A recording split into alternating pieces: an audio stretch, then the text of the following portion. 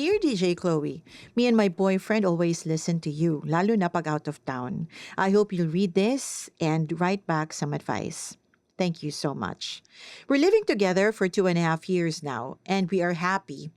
We have future plans and goals, and we were the happiest when God gave us our bundle of joy this year. Pero nakunan po ako. His mother has cancer at ang naiwan na lang sa kanila ay mama at kapatid niya.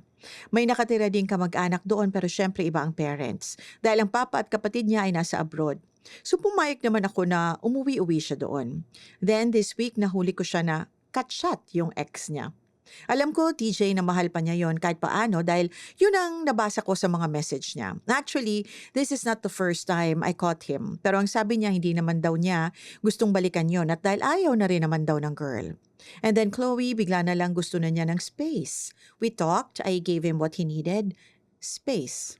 Pero iba ata ang pagkakaalam niya ng ibig sabihin nun.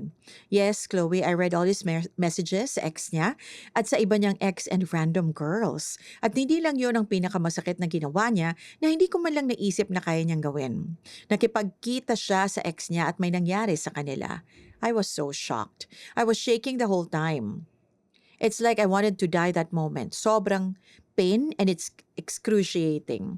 I couldn't breathe. I couldn't talk. I confronted him and he admitted it pero hindi siya nagsisisi. Sobrang mahal na mahal ko siya. Na kahit nagawa niya yun, I still want him back. Ilang beses ko pa rin siyang kinausap at sinabi ko pa rin sa kanya na huwag kaming maghiwalay. Stupid, I know. Pero alam niyo ba yung feeling na mas masakit kung mawawala siya? It's very clear to me kung ano ang dapat kong gawin to move on because I don't deserve him. Pero I just can't. Chloe, I wanna end this feeling for him pero ayaw ng puso ko. Bakit ganon? Hindi ko siya nakilala ng ganon. I want to let go pero iisipin ko pa lang I can't stand the pain. These years sa kanya lang umikot ang mundo ko at sobrang mahal na mahal ko siya na kahit ilang beses pa niya gawin, mamahalin ko pa rin siya. Crazy me, right? I don't know. Please, I need your advice. This is Miss Stupid. Ganun talaga. Funny how a man can change and mutate into something, di ba? Something that will shock the living daylights out of you. Well, what you're experiencing is something only people who are so love-stricken go through, and it's because of the fact that you have loved him more than you love your own self.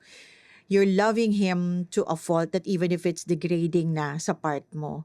Para kang, alam mo yun, para kang yung network, go lang ng go. How can you do this to yourself? You were not born in this world to be trampled on. I mean, kita na, nalaman mo na, kita na ng dalawang mata na merong iba at hindi lang isa, eh mahal mo pa rin. And you know why he keeps doing that? Because he knows. Nasasambutin mo pa rin siya. He knows na kahit anong gawin niya, andyan ka pa rin. Tatanggapin mo pa rin. Hindi ko alam eh. I mean, baka ganun pag mas mahal mo talaga yung ibang tao kaysa sa sarili mo. Kasi kung mahal mo yung sarili mo, you will not allow anybody to or someone to do this to you. Baka naman, yeah,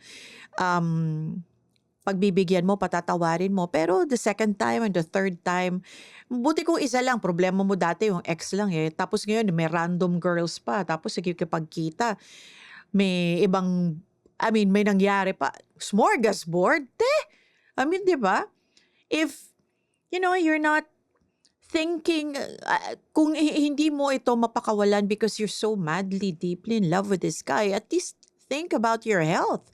Kasi ang dami nang napapahamak na babae, lalaki din, dahil naging promiscuous yung isa. And, ayun, ang ending nagkasakit, tumataas pa naman yung, alam nyo na, yung HIV cases. So, kahit yun na lang i-consider mo. Hindi man HIV, kahit anong STD na pwedeng makaapekto sa'yo tapos maapektuhan ang reproductive system mo, and then when you find the right person, gusto mo na magkaanak, baka magkaroon ng problema, hindi ka na magkaanak. Yung mga ganong bagay ba? So, naintindihan ko naman na in love ka. Kahit siguro anong sabihin ko sa'yo at this point in time, wala, susundin mo pa rin ang gusto mo. I will just pray for you. I'll whisper a prayer for you. And you also need to pray. Keep praying na malampasan mo to. 'Di ba? Kasi mas mahirap kung mas mahal mo yung lalaki kaysa sa sarili mo. Mangyayari niyan, magtitiis ka na magtitiis kahit anong gawin sa'yo. Imagine, if you can love the wrong person this much, if you can love the wrong person this much, how much more the right person? So, God bless you. And yun lang ang masasabi ko. Isipin mo na lang yung health mo. Okay?